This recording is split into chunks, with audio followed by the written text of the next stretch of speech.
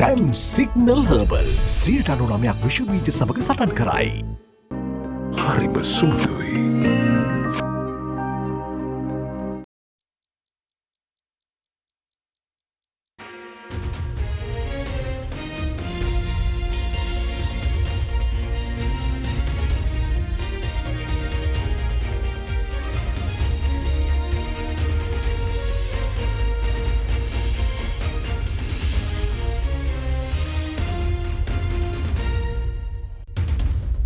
Tonight on First at 9 this Friday, the 27th of January 2023. Implement or abolish? President Ranil Wickremesinghe insists he is bound to implement the 13th Amendment, but Parliament can decide its fate. මෙතන එකකවත් මේ රට බෙදෙන්නේ නැහැ. New sitting. Parliament prorogued. New sitting on the 8th of February following policy statement of President Ranil Wickremesinghe. No more requests.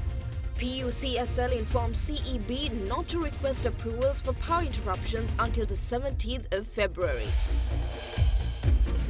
For a better contribution. Sustainable unit inaugurated at the Tourism Development Authority highlighted importance of sustainable tourism for the economic growth. We have to upgrade the rest of the hotel accommodation to cater for high-end tourism. Mature markets like Europe and the UK, Australia are very, very focused on sustainability. Let's work together to work on rebranding tourism Sri Lanka. From AdaDerana, this is AdaDerana First at 9 with Suzanne Shinali. Live from Studio 24 in Colombo. Good evening, you're joining us on First at 9 this Friday night, and we are starting up with President Ranil Wickremesinghe saying he is bound to implement the 13th Amendment to the Constitution in accordance with the executive powers vested in the President. Addressing the all-party conference at the Presidential Secretariat yesterday, he said that the state stressed that he is not ready to divide the country at all and would not betray the Sinhala community.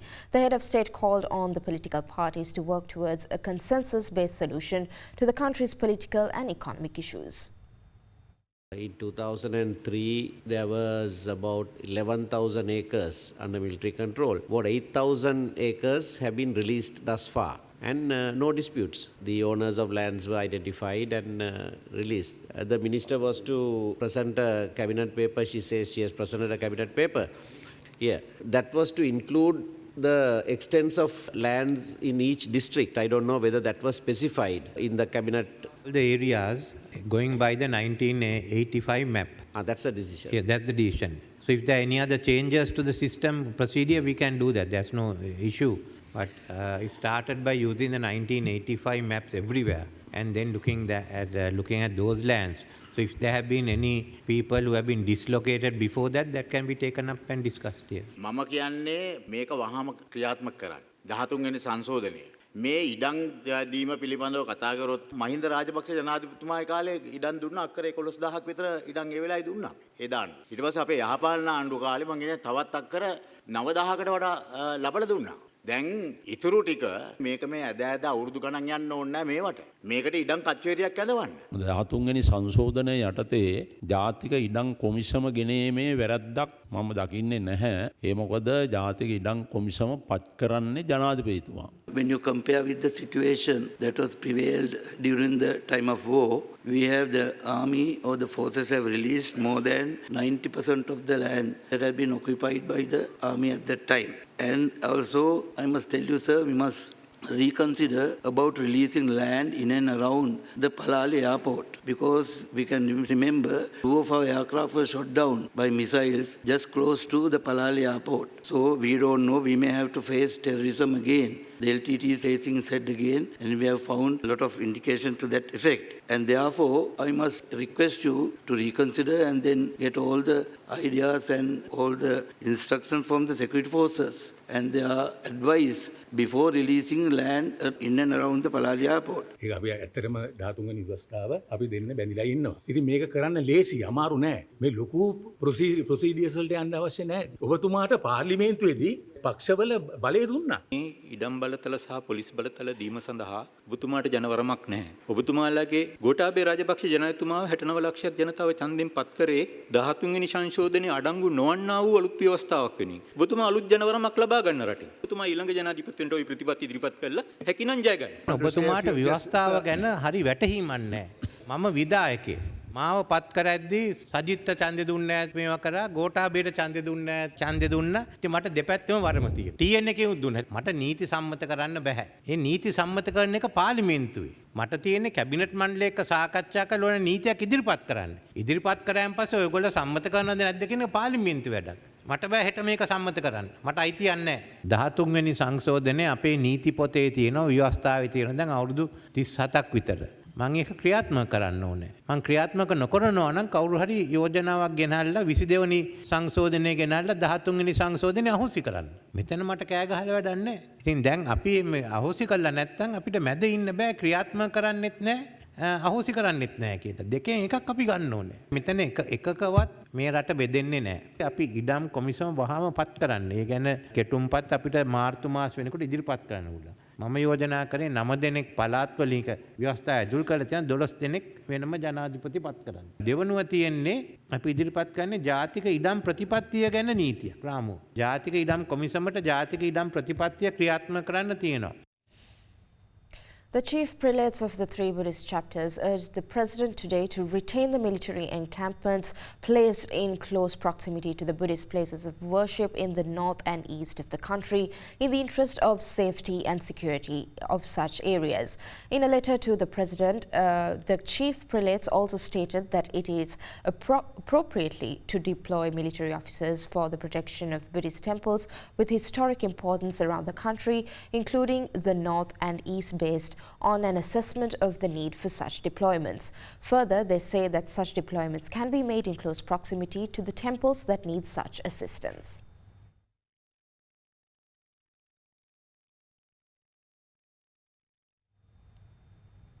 President Ranil Wickremesinghe prorogued the third sitting of the 9th Parliament with effect from midnight today.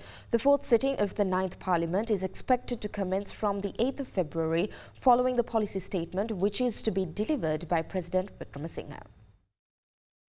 As per the powers vested in the President in accordance with Article 70 of the Constitution, which is on summoning, proroguing and dissolving of Parliament, Ranil Wickremesinghe prorogued the third sitting of the 9th Parliament. The extraordinary gazette with regard to the prorogation, which comes into effect at midnight, has been sent to the Department of Government Printing. When Parliament is prorogued, the questions and motions which were not considered by the Parliament up until then will be abolished, and the members of Parliament have to take it up in accordance with the standing orders. Also with the prorogation, committees on parliamentary business, public finance, public accounts, public enterprises, public petitions, standing orders, ethics and privileges, as well as the House Committee, Backbencher Committee, Legislative Standing Committee and Sectoral Oversight Committees needs to be reconstituted following the beginning of the new session. However, the Liaison Committee, Committee on High Ports and Select Committees of Parliament will remain unchanged. According to the Communications Department of Sri Lanka Parliament, the new parliamentary sitting, which will be the fourth of the 9th Parliament, will ceremoniously commence at 10 p.m. on the 8th of February. On the 8th, President Ranil Wickremesinghe is expected to deliver his policy statement, which will be the second after being appointed as executive. Chairman of Public Utilities Commission Janaka Ratnayaka says scheduled power interruptions will not be approved from the 26th of January to the 17th of February. The decision was informed in writing to the Additional General Manager Transmission at the Ceylon Electricity Board. Responding to a written request by the CEB for power interruption on the 27th of January, PUCSL Chairman Janaka Ratnayaka informed in writing that while the Commission has approved all scheduled power cuts requested from the 18th of February to the 25th of January, no scheduled power cuts will be approved from the 26th of January till the 17th of February. The letter went on to state that this decision was taken in order to safeguard the human rights of 331,709 candidates currently sitting for the GCE Advanced Level Examination. Accordingly, the Commission directed the CEB to provide an uninterrupted power supply till the 17th of February and also informed the CEB to refrain from submitting requests for scheduled power interruptions during this period. Furthermore, the chairman of the PUCSL also informed that transmission licensee will be held legally responsible for the violation under Condition 3010 of the Electricity Transmission and Bulk Supply License if power interruptions are imposed during this period. Condition 3010 of the license states that the licensee shall obtain prior approval of the Commission for every scheduled power interruption of electricity supply throughout the island or major part of the island, irrespective of the cause of the same, other than interruptions necessary due to maintenance in respect of which prior notice is given to the general public. The licensee shall also prepare a report on any event that resulted in unplanned interruption of electricity supply throughout the island or major part of the island, including causes for the same, and submit to the Commission within 1 month of such event or within a period approved by the Commission. Public Security Minister Derana English said that a disciplinary inquiry will be called to investigate the conduct of former head of State Intelligence Service Nilantha Jayawardena within 6 months as instructed by the courts. The minister made these remarks at a special media briefing today.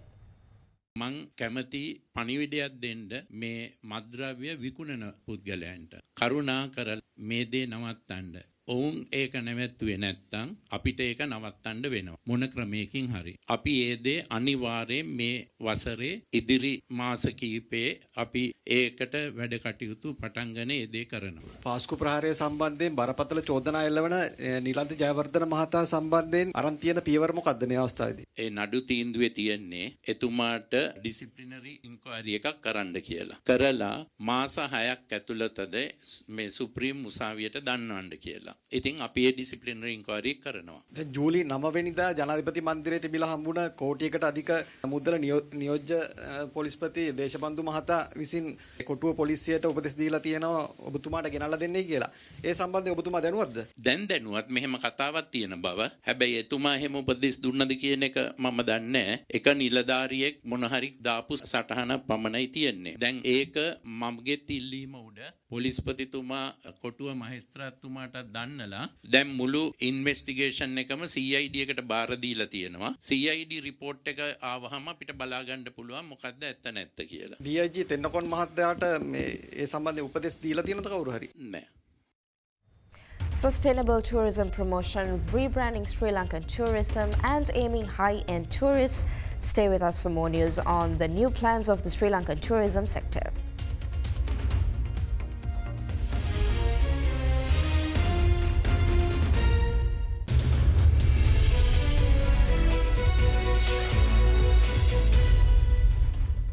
Welcome back to First at 9. Now, Chairman of the Sri Lanka Tourism Development Authority, Priyantha Fernando, highlights the importance of upgrading Sri Lanka's hotel accommodation in order to attract high-end tourists. Addressing the inauguration of the Sustainable Tourism Unit at the SLTDA, its chairman said such development will help the industry achieve the target of becoming the highest foreign exchange contributor to the country in 2027.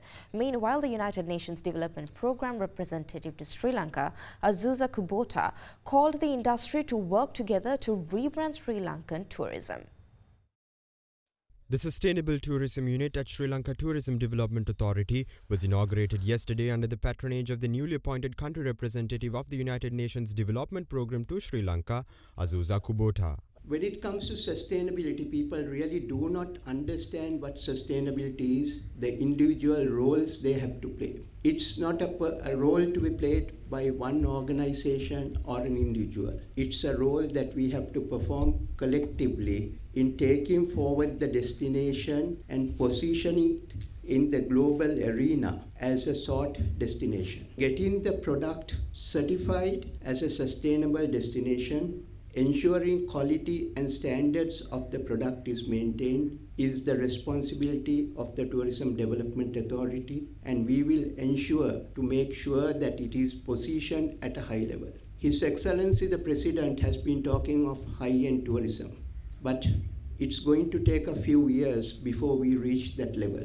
If we look at our product, there will be 4,000 to 5,000 rooms that could cater for high-end tourism. We have to upgrade the rest of the hotel accommodation to cater for high-end tourism. Any new projects that we will be approving will be targeting the high-end visitor.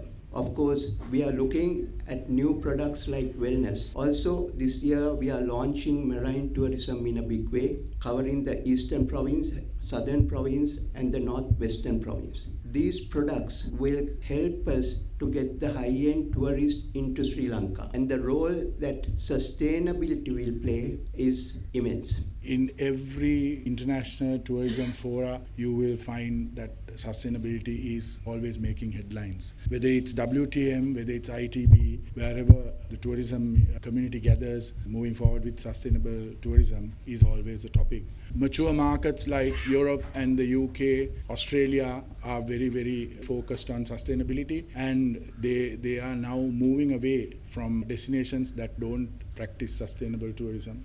And I think this is augurs really well for those destinations, because if they really want the tourism to come in there, then they need to be sustainable, and that in the long run helps a destination itself.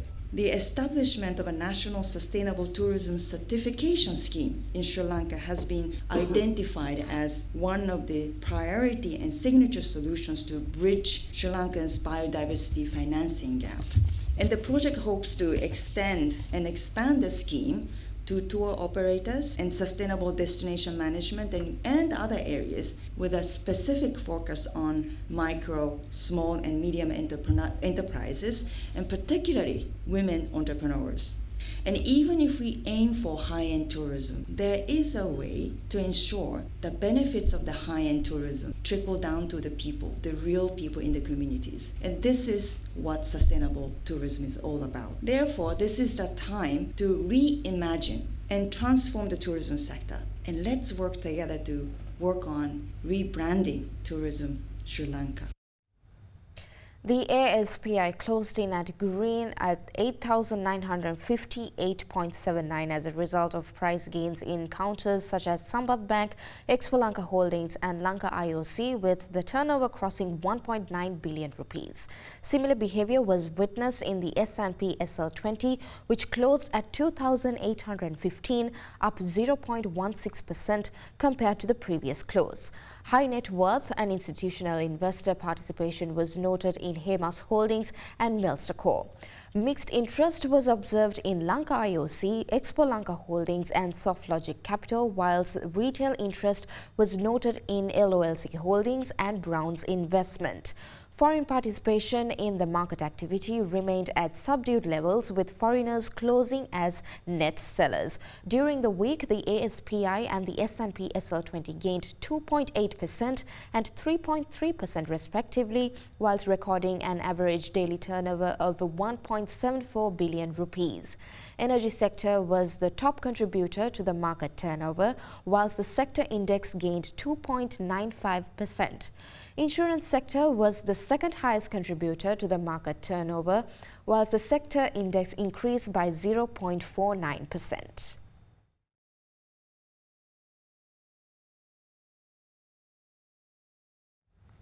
Now let's have a look at how the Sri Lankan rupee traded against other major currencies during the day.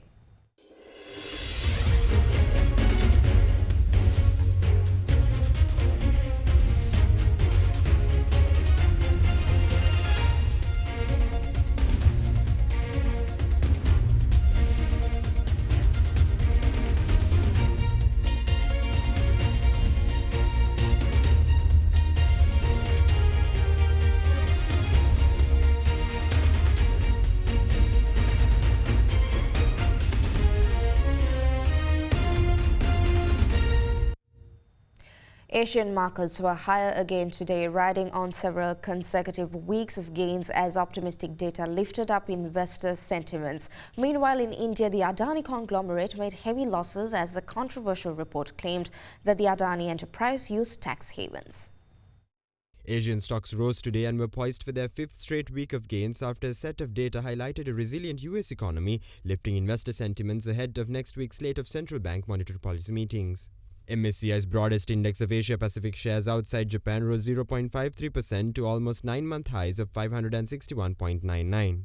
The index, which fell nearly 20% last year, is up about 11% in the month and is on course for its best ever January performance. Japan's Nikkei rose 0.2%. Hong Kong's Hang Seng Index opened 0.2% higher after surging more than 2% yesterday.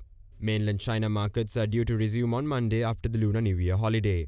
The US economy grew faster than expected in the fourth quarter as consumers boosted spending on goods, but it could be the last quarter of solid GDP growth before the lagged effects of the Federal Reserve's jumbo interest rate hikes are fully felt.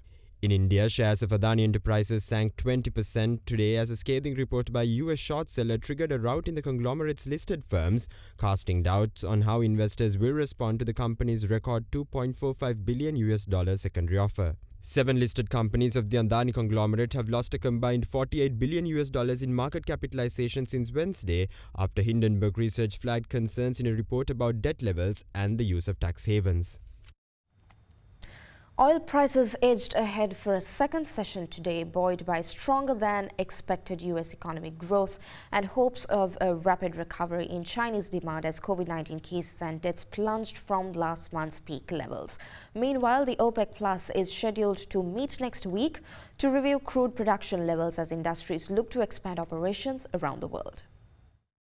Brent crude futures gained 0.2% to $87.65 a barrel, while US crude rose 22 cents to $81.23 per barrel, a 0.4% gain. Both benchmarks had gained more than 1% yesterday. The prices were flat compared with today's close. OPEC Plus delegates will meet next week to review crude production levels amid steady support for crude prices from strong demand for jet fuel and diesel. The US Federal Reserve will decide on another rate hike as inflation cools and gross domestic product improves. The gains on US crude were limited by a 4.2 million barrel build in stocks at Cushing, the pricing hub of NYMEX oil futures earlier this week. Still, oil markets were boosted by broad optimism on the first day of the return of the Chinese stock markets as China's reopening still plays a main role in boosting the demand outlook. Critically ill COVID-19 cases in China are down 72% from a peak early this month, while daily deaths among COVID-19 patients in hospitals have dropped 79% from their peak, pointing to a normalization of the Chinese economy and boosting expectations of a recovery in oil demand. And that was tonight's edition on First at 9. We will be back again tomorrow with more updates. Anuradha Wickramasinghe will join you next with world news tonight. Stay safe and have a great weekend.